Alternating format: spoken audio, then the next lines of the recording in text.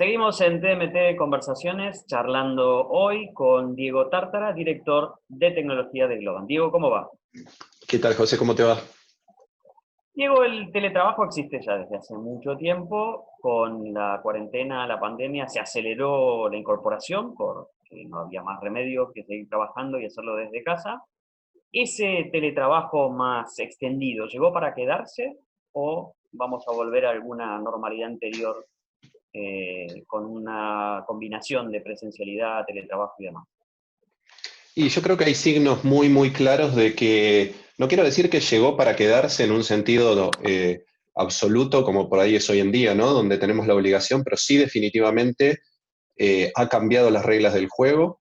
Creo que pruebas muy fuertes de que ese es el caso es que empresas muy tradicionales, como ser los de servicios financieros, han adoptado este modelo, pero no solo adoptaron este modelo, sino que ya salieron a comunicar o licencias extendidas para continuar con el teletrabajo independientemente de los permisos de volver a la normalidad, y algunos incluso a la adopción de este modelo a futuro.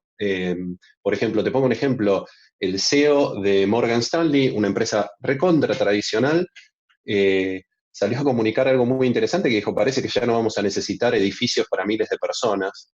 JP Morgan extendió la licencia para trabajar desde los hogares hasta fin de año, y incluso hubo compañías que, ya siendo tecnológicas por ahí, compañías que están más acostumbradas a esto, como Twitter y Facebook, que van a promover de acá a futuro un escenario de trabajo desde la casa. Ujú.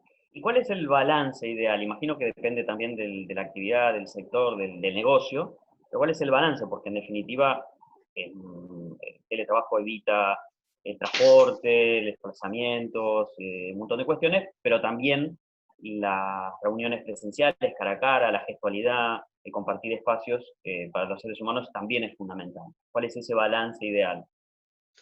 Totalmente. Yo creo que nosotros estábamos muy acostumbrados a lo que en el mundo se llama la centricidad en la oficina, ¿no? Uno considera el trabajo, la oficina como espacio físico de trabajo, incuestionable, independientemente de cómo se ve tu agenda diaria, qué es lo que tenés que hacer. Definitivamente, la presencia cambia ciertas reglas del juego y la tecnología trata de achicar esos gaps e incluso en algunos casos mejorarlos. Pero lo cierto es que hay que tener mucho cuidado con eso. Y te voy a poner ejemplos, o por ahí un ejemplo me gustaría destacar que me parece uno de los más importantes y los que estamos tratando de cuidar mucho. Eh, Gran parte de lo que es el progreso y el proceso de aprendizaje en el trabajo, en un puesto de trabajo, viene básicamente de tu compañero de trabajo, de tu líder, etc. En esa situación, la gente tiende a realizar un trabajo per se y ser supervisado, ayudado, etc. Y eso es el proceso de aprendizaje, casi informalmente sucede, ni siquiera es que está escrito. Por ejemplo, nosotros tenemos infinidad de gente que trabaja en proyectos, desarrolladores, diseñadores, testers, etc. Y la metodología típica, vos lo ves en la oficina, es gente que está en su puesto de trabajo, pero constantemente ves líderes, compañeros, levantándose y frente a la misma pantalla discutiendo respecto de lo que están haciendo, del resultado de ciertas cosas y demás. Ese proceso de aprendizaje no está formalizado como un requerimiento específicamente, y es muchas veces algo que no tomamos en cuenta. Decimos, bueno, la gente está trabajando desde la casa y hoy tiene las capacidades funcionales de hacerlo. Puedo loguearme, puedo entrar al sistema, etc. Pero ese vínculo desapareció. Y eso trae consecuencias bastante graves en la velocidad de desarrollo de la gente. Y eso es algo que las compañías tienen que tener en cuenta. Eh, eso es uno de los ejemplos. Definitivamente, cosas que vos mencionaste, el estar presencial, el poder leer gestos, cambia las dinámicas de reuniones. Y después hay algo que lo llamamos el war room o la sala de guerra, que es que cuando realmente hay que atacar un problema y demás, hay una metodología que es, vamos todos, nos metemos en una sala y nos ponemos a dibujar en un pizarrón y demás. Realmente Zoom permite eso, hay otras herramientas, hay muchas herramientas que nos permiten hacerlo, pero la dinámica cambia y hay que adaptarse a eso y hay que entender que cambia. Me parece que lo importante acá no es resignarse, pero tampoco olvidarse, ¿no? La dinámica cambia y tenemos que cambiar nosotros para adaptarnos un poco a eso. Ujú. Ustedes en Global vienen hablando de colaboración aumentada, ¿sí? ¿Qué es Ujú. eso? Colaboración aumentada es el uso de tecnología para mejorar las capacidades humanas, en especial a las que tienen que ver con dinámicas de equipo, por ejemplo.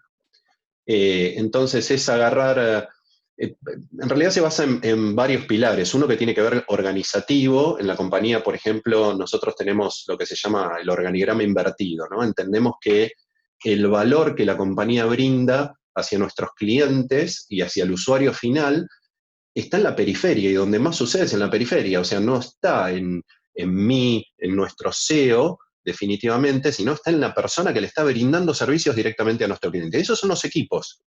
Entonces, en realidad entendemos el resto de la compañía como un soporte de esos equipos, para que esos equipos maximicen su capacidad de trabajo, que tengamos las mejores herramientas, las mejores condiciones para que esos equipos realicen su trabajo. Y ese es nuestro trabajo. Eso por un lado. Por otro lado, también diseñamos y creamos herramientas que aumentan las capacidades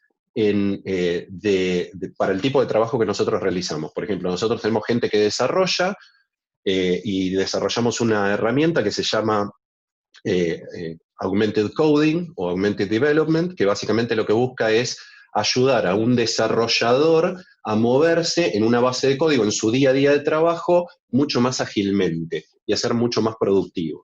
Y así estamos desarrollando otras herramientas, como por ejemplo asistentes para el reclutamiento, o sea, herramientas basadas en inteligencia artificial para ayudar a detectar gente con perfiles que son compatibles con el ADN de nuestra compañía. Y de hecho, que se pueden programar y se pueden aprender y pueden sufrir un proceso de aprendizaje para eh, adaptarse a otras compañías también. De eso se trata básicamente, y no, es un proyecto que intenta mostrar hacia dónde vamos, ¿no? Es un recorrido de madurez de la compañía para posicionarnos en el mercado como los líderes. Ujú. ¿Cómo se incorporan esas herramientas y esos principios organizacionales nuevos a una empresa sin dejar de ser humana esa empresa, sin dejar de tener las características que tenemos los seres humanos? Es decir, obteniendo las ventajas de la mayor productividad, por ejemplo, de la mejor organización, pero a la vez diciendo, bueno, somos Juan, Pedro, Santiago, hacemos esto, nos organizamos de esta manera. Porque suena un poco fuerte cuando uno habla de machine learning o de incorporación de tecnología, suena a autómatas, ¿no? Sí. Mira, está buena la pregunta y creo que incluso el nombre de lo que estamos haciendo de alguna manera te lo responde, ¿no? Porque lo que nosotros buscamos justamente es aumentar las capacidades humanas, no es reemplazarlas, es aumentarlas. Entonces, básicamente yo quiero hacer que una persona sea mucho más productiva. ¿Y cómo se vuelve más productiva? Y que no tenga que cuidar aspectos que son detalles repetitivos, etcétera. Y hacia ahí va las partes quizás automatizables. ¿Dónde te ayudo yo? Si tenés que revisar 10 alternativas, te las filtro y te digo, estas son las tres más probables. Te ayuda a acelerar procesos de toma de decisiones, a encontrar la información que buscas, a conectarte mejor dentro de la compañía, a ayudarte a entender quién dentro de la compañía te puede ayudar y tiene la misma problemática que vos. Va hacia eso. En realidad, no intenta opacar para nada. Yo creo que todo lo contrario, muy por el contrario, busca potenciar eso, busca que la gente esté dedicada a hacer las tareas más humanas y menos mecánicas. Ujú. ¿Qué países o qué sectores están, cómo decirte, están aprovechando mejor estas ventajas? Y te lo planteo con un par de ejes que por ahí pueden ser interesantes. Por el lado de la facilidad regulatoria, por ejemplo, para incorporar, para explorar, para, nada, ser flexibles.